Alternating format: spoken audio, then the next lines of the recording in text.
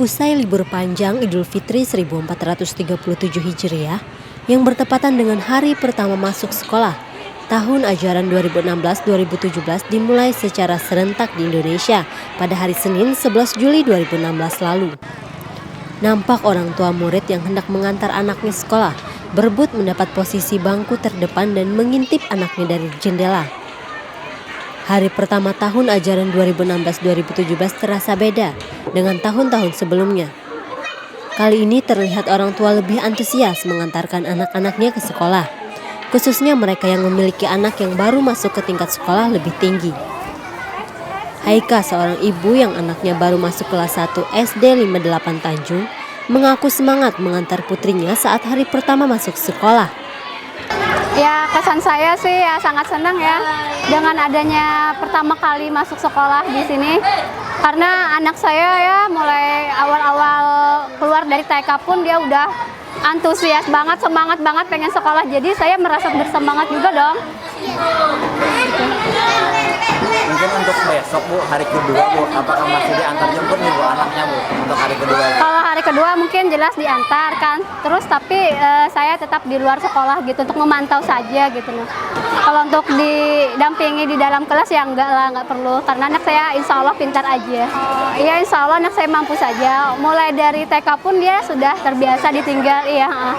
Setidaknya kan karena awal-awal masuk saja jadi saya antar gitu loh untuk melihat situasinya bagaimana gitu loh.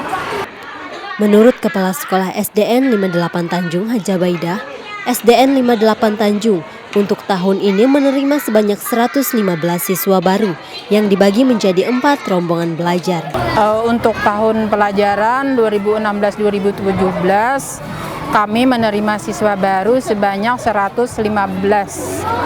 Sebenarnya yang mendaftar kemarin itu ada sampai 150. Sisanya itu kami tolak karena daya tampungnya yang sangat terbatas. Kalau 115 itu kami bagi 4 rombel.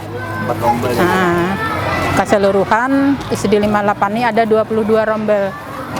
Nah, kelas 1 ABCD, kelas 2 ABC, sisanya itu 4 rombel. Jadi keseluruhan 22 rombel.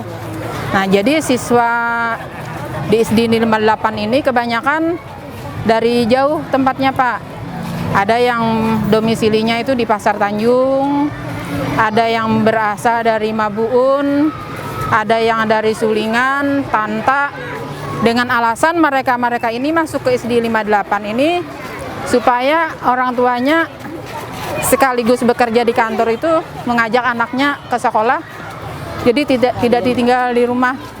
Ada yang orang tuanya kan bekerja di rumah sakit, ada yang di pasar itu sambil jualan, ada yang di Pemda. Jadi walaupun rumahnya jauh, mereka memilih sekolah di SD 58. Momen hari pertama masuk sekolah ini juga dimanfaatkan orang tua siswa untuk berkenalan dengan guru kelas dan memompa semangat anaknya untuk belajar.